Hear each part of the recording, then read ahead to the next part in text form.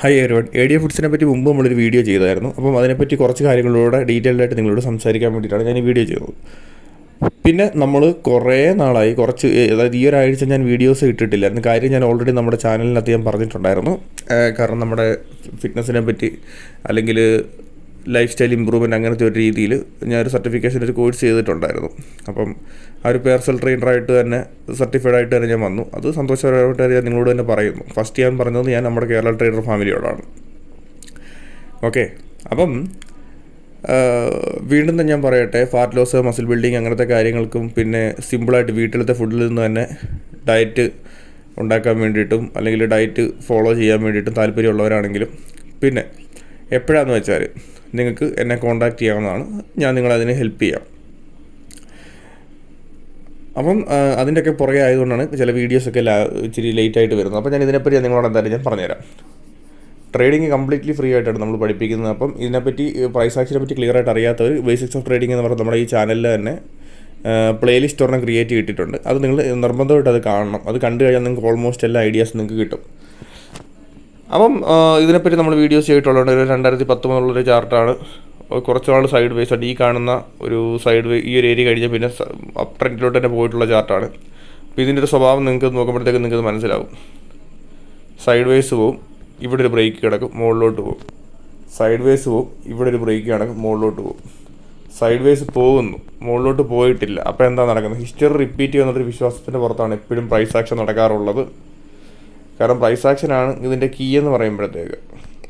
അപ്പോൾ ഒന്നുകൂടെ സിമ്പിളായിട്ട് കാണിച്ചു തരാൻ നേരത്ത് ഞാൻ വളരെ സിമ്പിളായിട്ട് ഇത് പെട്ടെന്ന് ഈ വീഡിയോ ഇപ്പോൾ തീർക്കും ഞാൻ.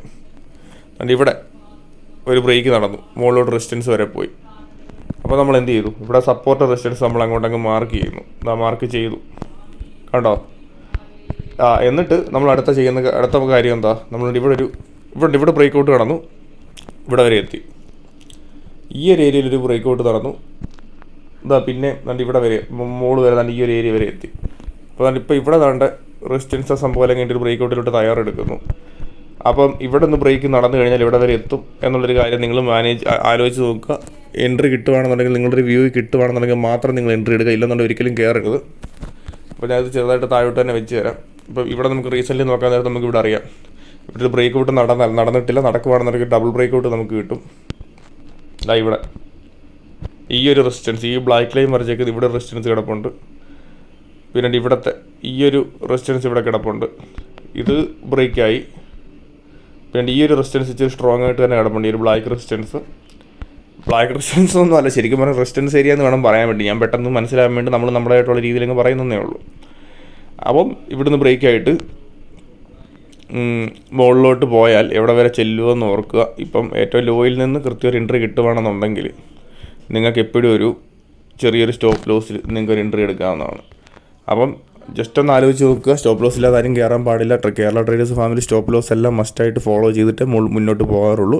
കാര്യം പ്രോഫിറ്റിന് മാത്രമല്ല, റിസ്ക്കിലും നമ്മൾ ഒരു ശ്രദ്ധ ചെലുത്താറുണ്ട്. കാര്യം റിസ്ക് വന്നാൽ ഒരു മാർക്കറ്റ് അല്ലെങ്കിൽ നമ്മുടെ ചാർട്ട് റിവേഴ്സ് പോയാൽ രക്ഷപ്പെടാനുള്ള ബാക്കപ്പ് പ്ലാൻ കൊണ്ട് മാത്രം നമ്മൾ എൻട്രി എടുക്കാറുള്ളൂ.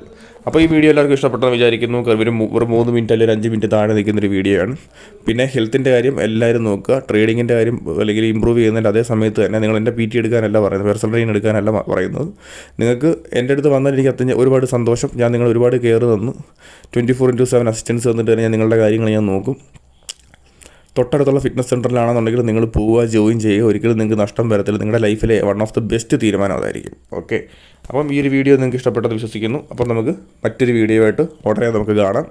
വീണ്ടും പറയുന്നു, നിങ്ങളുടെ വ്യൂ ആണ് നിങ്ങളുടെ ലൈഫ് നിയന്ത്രിക്കുന്നത്, നിങ്ങളുടെ ട്രേഡിനെ നിയന്ത്രിക്കുന്നത്.